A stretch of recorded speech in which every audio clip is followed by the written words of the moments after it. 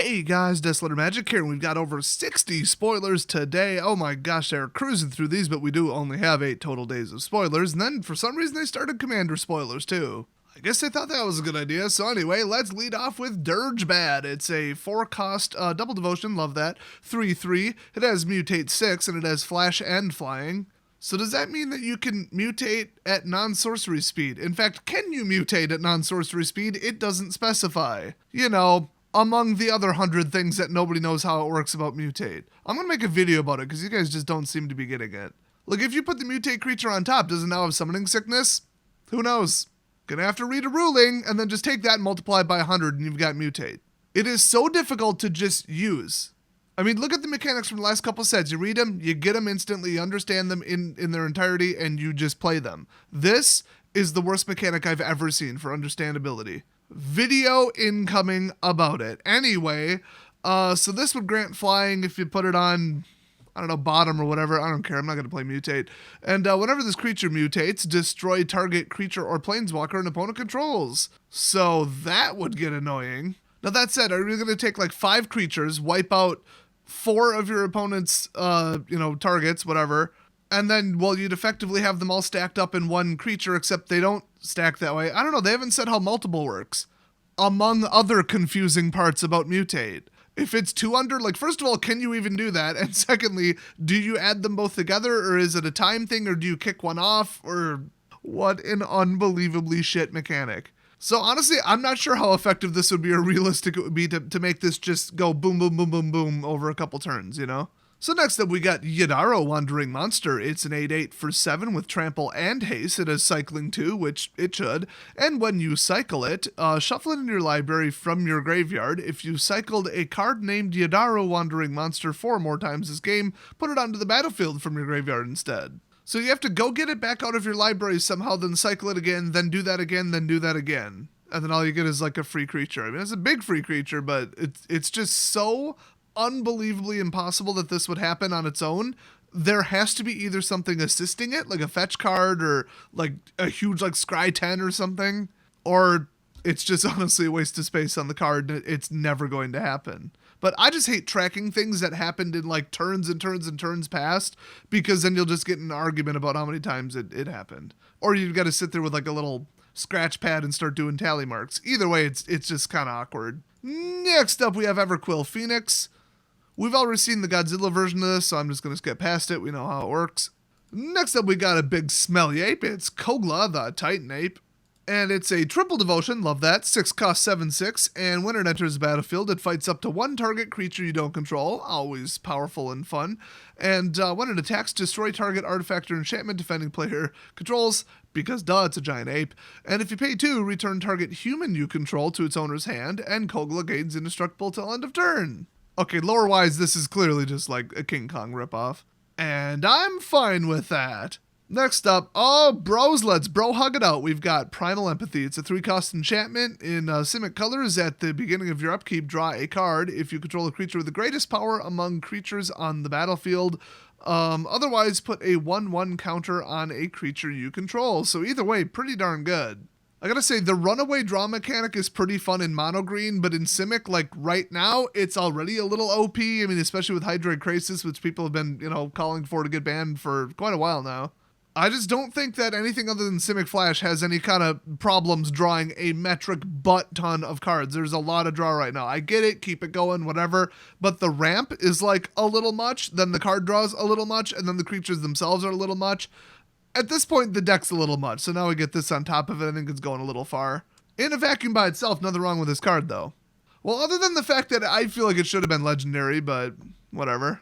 Next up, Labyrinth Raptor, perpetuating the myth that raptors were that big. They were not. I know this doesn't take place on Earth, but I figured I'd mention it. Anyway, it's a 2-cost 2/2 for 2 with Menace. It's a Nightmare Dinosaur, because of course. And whenever a creature you control with Menace becomes blocked, defending player sacrifices a creature blocking it. Okay, that's basically almost Godsend at that point. And if you pay 2, creatures you control with Menace get +1/+0 till end of turn. Okay, this is very, very annoying and very, very overpowered. If somebody was forced to, effectively double block a creature with Menace, that already is the advantage. Like, you can stop there. You're already good enough of a creature. The fact that they gave this like 2-to-1 fire breathing, so slightly overcosted fire breathing, which is good because fire breathing is broken as shit. And then also they have to sack one of them, and it's when it becomes blocked before combat damage is resolved. I mean, the other one that's left doesn't stop blocking it. Blocking has already been established, and it will do damage, but boy, I hope one of them has Death Touch. I mean, if you pump this thing up enough, put some auras on it, ugh. At least the major aura dump decks are not in these exact colors right now, but this might be enough to turn it around. I'm also really happy that this does absolutely dead-ass nothing for the Rakdos sack deck, because I am just sick of that one. And here it is, the one that we got hinted at ahead of time by Mark Rosewater. It's Colossification, a 7-cost aura enchantment. You just straight up enchant creature, nothing special, no special parameters, nothing. When it enters the battlefield, tap enchanted creature, so... Ooh, there's your big scary downside. Watch out, don't misplay this. But then it gets +20/+20. You know that they determined that 2020 plus whatever the creature was, with like 1/5 of your opponent's turn to respond and then they swing and you're dead, was not quite enough. So they made it tap. It would be very difficult to untap it and then go into combat. Not impossible, but difficult. It really strongly indicates that they knew that this was ridiculous. And honestly, it is. This is just textbook classic kill it or lose. I don't like kill it or lose. I like stuff that becomes a greater and greater threat every turn over time, so that it's like, you know, maybe they can outplay it a couple times, they can chump it a couple times, they can buy themselves time, maybe they can top deck something, maybe they can wait a while and intelligently use a kill spell when it gets out of control but not earlier. You know, some dynamics, some decisions, interesting gameplay. When it just comes down to kill this or you die, that's just boring. It's boring and stupid. Yes, it doesn't grant trample, but it doesn't matter. You could throw this on something with trample. Yes, it doesn't grant hexproof, but my god, could you put this on something with hexproof? Oh my gosh, are you kidding me? You could put this on the snake. You could throw it out for one, that X snake, and then it has protection from multi. And just swing, just win. It also has trample. I mean, even if this wasn't in the standard meta right now, this would be pretty bad, but in the standard meta right now, oh my gosh, is this broken? This is just an insult to the game. Why? Why did they do this? And then, you know, they're like, Des is going to bitch about this. We better put a cat on it. Bitch, that ain't going to placate me, okay? You can't bribe me with cats. I love cats. You put them in the art, big ol' thumbs up for me, but then you're also getting a thumbs up and a middle finger too because this card's broken shit and I hate it. There's no reason for this. There's no benefit, there's no fun to putting this in the game. It's pretty much just stupid. It's there for like flash value where it's like, ooh, I'm so impressed. Oh, look at this, I'm amazed. To like immature dumbasses who think this is funny or okay. So screw this stupid card, I hope they ban it. Next up, we've got Blood Curdle. It's an instant that costs 4 that says destroy target creature, so obviously a draft kill spell. And put a menace counter on a creature you control. That's kind of cool. Still not worth putting a 4-cost kill spell in a standard constructed deck. I'm not saying nobody would run this. In the right kind of deck, like an all-menace deck, okay. Who knows? Maybe Rakdos Menace will be a thing. But generally, this is pretty much just, it's a very high-cost kill spell for, you know, for limited formats. Now, in that context, this is a damn good card. I would absolutely draft this. I mean, if you think about the combo, they have one less creature to block with, and now one of your creatures has menace immediately. So next up, we got Shredded Sails. Choose one, destroy target artifact, or it deals 4 damage to target creature with flying, and then cycling 2. Just a fantastic utility card. Flexible enough to mainboard, but also perfect for sideboards. Oh, that's right, your sideboard is full of things that aren't sideboard cards because you need to fetch them from outside the game. Whoops. So next up we got Back for More. It's a 6-cost instant, and you return target creature from your graveyard to the battlefield. Oh, I love free casting Resurrection. At least it costs 6. And when you do, it fights up to 1 target creature you don't control. Oh, wonderful. I mean, I hate everything about this mechanic. Duh. I don't like resurrecting shit because you could just, oh, here, Eldrazi, have an Emrakul. I mean, not right now. But yeah, the self-mill and resurrect crap, it's just such a dumb gimmick. It's equivalent to free casting in my mind. And yeah, you have to get it there. You have to set it up. It's a little harder, but it still feels broken. You know, because it is. Have you seen the Agent of Treachery Flicker and Resurrect deck? Just pure 100% cancer. So at least this costs 6. So next up we got Voracious Great Shark. Oh yes, the mutations and the giant creatures are not limited to the land. So this is a, hey, double blue devotion, 5 cost 5/4 with flash, and when it enters the battlefield, counter target artifact or creature spell. A giant blue creature whose attack power equals its mana cost that also functions as a limited counterspell. I've got to say, I don't think I've ever seen that, but I love it. I am officially deeming this the utility shark. Next up, we got the Auspicious Starix, which I think is what you traveled on in Morrowind. Oh, wait, no, that was a Silt Strider. So it's a 6/6 for 5 with Mutate, which costs 6, and whenever this creature mutates, which is not how the top works, you know what, I'm done explaining it. Go read a 37-page manual on how to use Mutate if you're interested. But yeah, exile cards from the top of your library until you exile X permanent cards, where X is the number of times this creature is mutated. So you have to track that. That sounds fun. Then put those permanent cards onto the battlefield. Well, that's ridiculous, but you would have to build your way up to it in theory. But yeah, you could just play a deck that just gets this out and just pounds it with Mutate and then just free cast your whole deck. I'm not sure how well that would work, but it sounds degenerate. So if that becomes a deck, I'm going to be kind of mad because that would be an annoying deck. But whatever, for now, it's just, yeah, another card they shouldn't have printed. It's just a dangerous gamble that could ruin the game. There's no reason for this card. So anyway, next up we got General's Enforcer. Ooh, he looks too spoopy 5-me.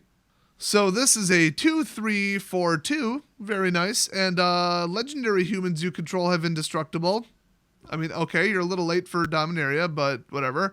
And if you pay 4, you can exile target card from a graveyard. If it was a creature card, create a 1/1 white human soldier creature token. Oh, I always like that effect. Getting rid of problematic stuff like that stupid freaking cat, which I think they could just respond by recasting it. Yeah, because they could respond by sacking it. It goes to the graveyard. Then they could respond to anything else by bringing it back. Witch's Oven needs to be banned. It's too slow. It's too annoying, and it dodges everything. It dodges graveyard removal and creature removal. That's too good. Plus, with the Oven decks, it can steal your shit and then sack it at the end of turn. I'm just so sick of both of those mechanics. Add that to the list of 12 or so cards that need to be banned in Standard to make it playable and fun again. So this is weirdly specific, but really early. You could get something going if you had some cheap legendaries. I'd say Eiley, but that was BFZ, so that was a while ago. I feel like this bro right here is going to be mega red hot in Commander because, something is probably legendary in your deck. It does say legendary humans, but, that's got to apply to something. So next up, we got the moving island himself, the Archipelagore. It's a 7/7 for 7. I'd say, hey, double devotion, but at that cost, it better come with a bare minimum of 2.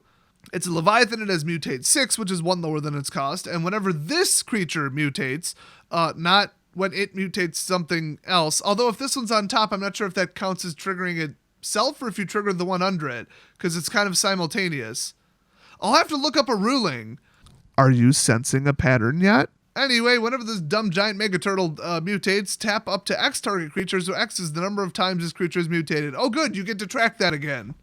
There's no counters, you just have to know. You just have to remember how many times it happened. And then your opponent just has to either count with you or verify your count or call you a liar. What a great mechanic. Such a poorly designed set. Anyway, those creatures don't untap during their controller's next untap step, despite literally nothing about this being involved in ice. Usually, non-ice related spells and creatures will tap it, and then tap and persist for 1 turn is ice ones. It always bugs me when they go away from that. Could have made it a turtle glacier, but nope, had to be an archipelago.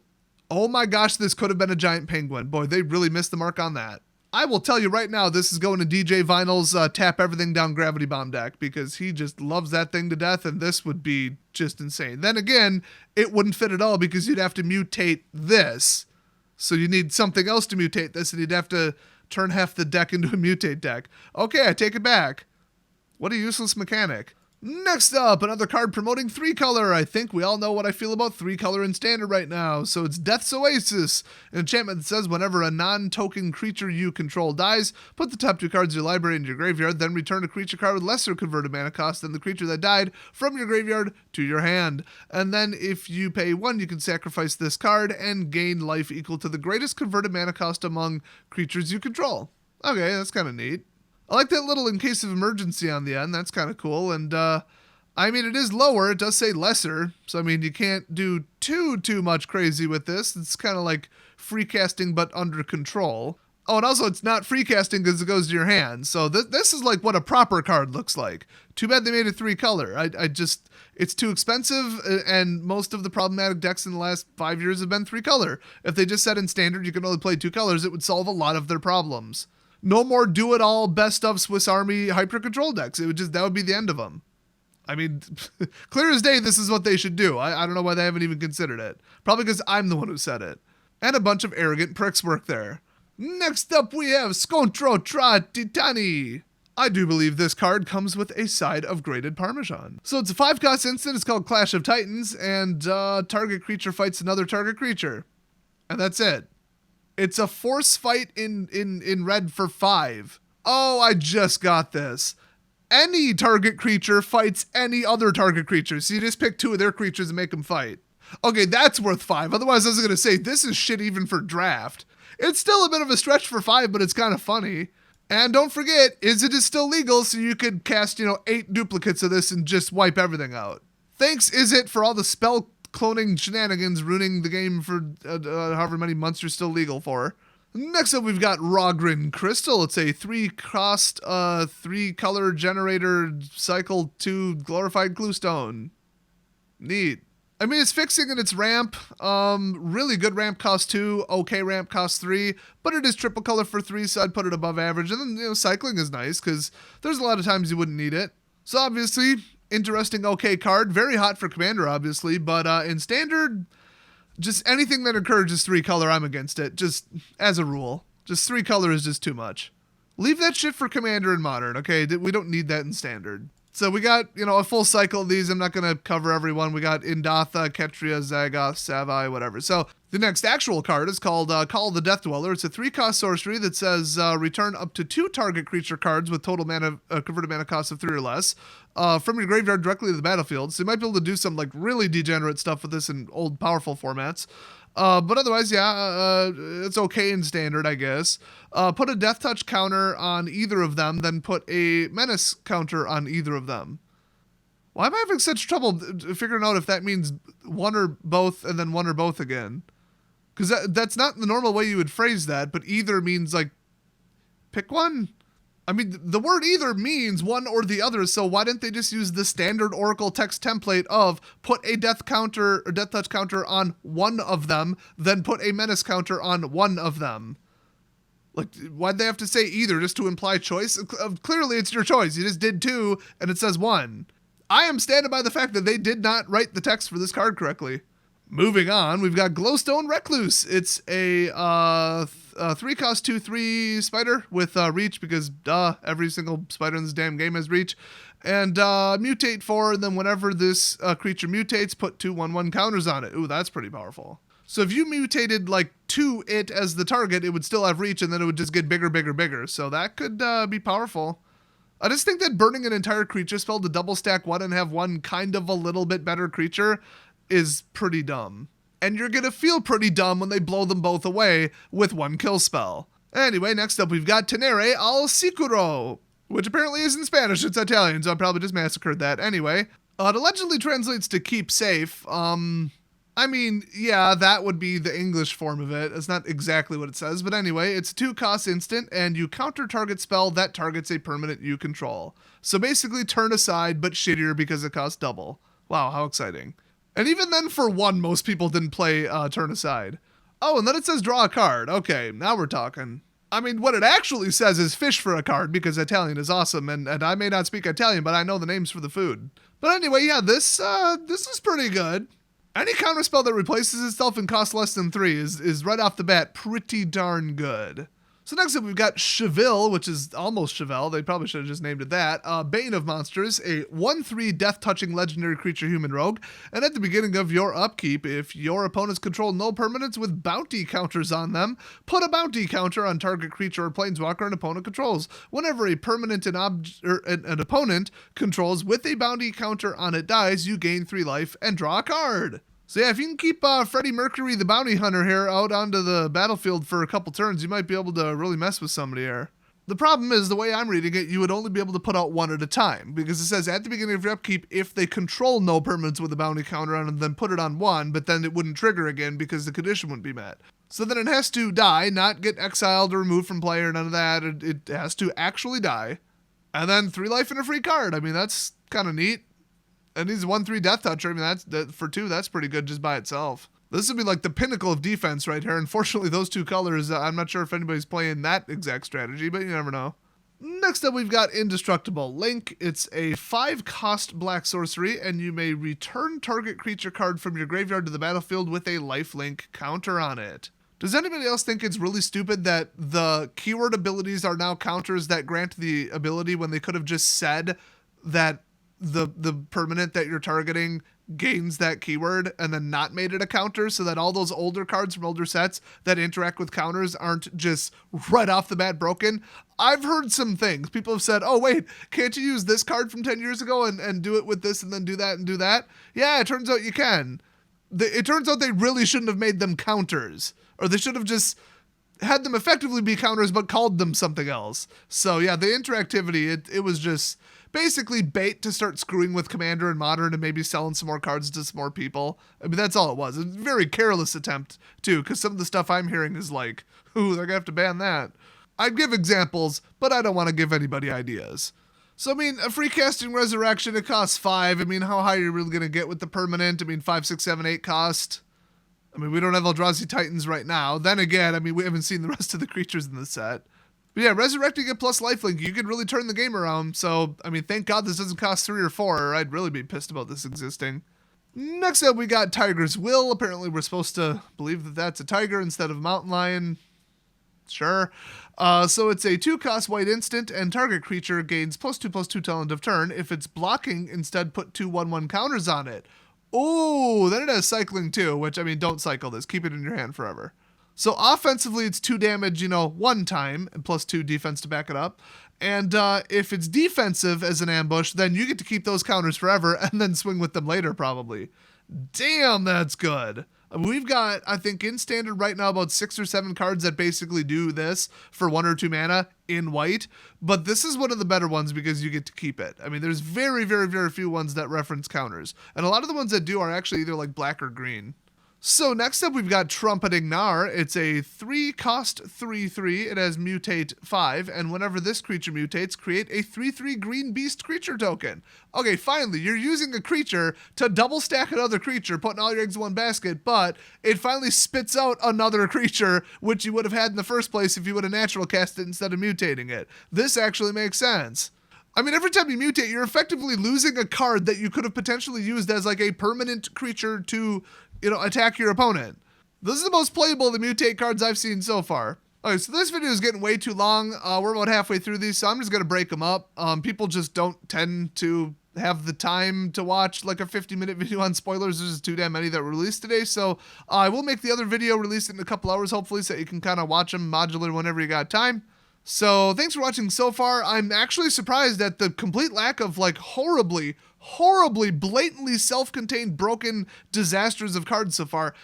It might actually be 0. I don't like that aura, but I just don't like it. It's not like, oh my god, and it's flying trample, lifelink, and hexproof. What the f were they thinking? No stupid alternate win cons. I mean, I'm sure they're coming. There's no way they're printing a set without some broken, just slap in the face to the game. Mutate is weak, pathetic, and dead on arrival, basically unplayable from what we've seen so far. Not to mention just mathematically and strategically a terrible idea. But I hate it because it's so convoluted and complicated. You can't do that. It's going to drive away new players. It's going to confuse people at tournaments. It's going to just take the number of judge calls and just go 10x with it. It's just so stupid. I'm going to make a video on all the different little things that you're probably not thinking of when it comes to mutate to explain why it's so shit. Hopefully some of you find it informative. Apparently about 25% of you need to. But in the meantime, thanks for watching, and I'll see you guys next video.